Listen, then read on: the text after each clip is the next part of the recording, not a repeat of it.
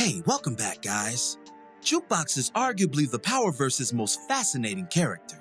She was presented to us back in Book 1, Season 3, and quickly distinguished herself as the series' most violent character with not a single compassionate bone in her body, superseding Kanan's own callousness, which is legendary in and of itself. Raising Kanan has offered us even deeper insight into what created the demon dwelling inside the otherwise gifted soul, who was an unparalleled vocalist and resourceful in all things hustle. In today's video, we'll explore the psyche of Laverne Jukebox Ganner and offer analysis and predictions on just what may have pushed her over the edge into the savage she grew to become. Before we begin, be sure to hit the like button, subscribe, and bell notification to immediately receive these videos. Also, big thank you to all of my channel donors. If you'd like to be the next one, drop $1 on that Cash App for us. Lastly, a spoiler alert is now in effect for all things Power. Here we go. Jukebox is lionized for her brutal approach to criminality, but Raising Kanan's first half has offered us a different perspective on her character. Though she retains a youthful rendition of her infamous qualities, what's added in the villain origin-themed series is her softer side, fueled by her relationship with Nicole Bingham, a school choir contemporary. In those not-so-subtle moments of young love and affection, we receive a side of Juke that exudes innocence, tenderness, and other synonyms contrary to the Juke we knew and loved. The only thing that even remotely resembled such emotions was her adult exchanges with Kanan, and even those were tough. The familial love between them more suggested than outright displayed. However, Nicole has shown herself to be Juke's tipping point, that one thing standing between sanity and savagery. She holds Juke's most cynical aspects together, freeing her mind from the imprisonment of poverty, street life, hustle, and despair. It's her delicate position in Jukebox's life that leaves this commentator to beg the question, just what if that bond is ruptured, and by whom? We certainly know that her parents wouldn't approve of their relationship, but as far as who could dismantle it beyond repair, personally, all signs point to Marvin. Marvin's relationship with his daughter is estranged at best.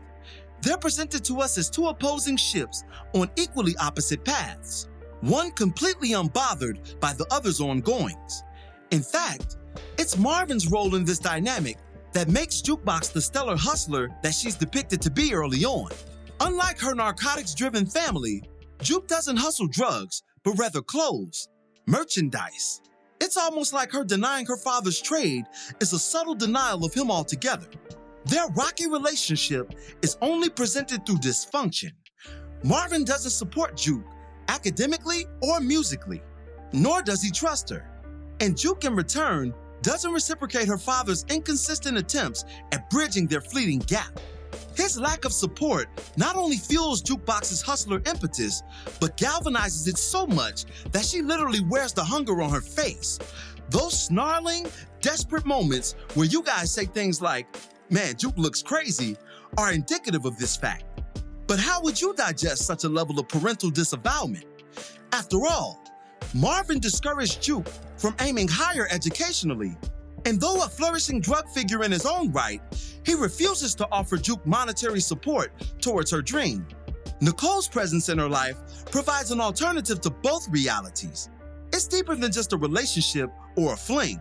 Nicole is everything Jukebox would be if she was blessed with a healthy upbringing. And I think Courtney Kemp and the Power Brass are attempting to drive that point home as much as any during her and Juke's exchanges. Also, this could serve as rationale for why Juke is drawn to Nicole romantically in addition to the other unnamed factors. Juke's love for Nicole is possibly a projection of love for the woman she aspires to be sans hood living. To the contrary, this is Jukebox 2.0, Upper East Side raised, two-parent loving and supportive household, and most of all, resources to chase her wildest dreams. Keep in mind, as I mentioned in my episode 4 recap, Juke is new to these feelings. Nicole is her senior in the realm of same love, just as Juke supersedes her in street IQ.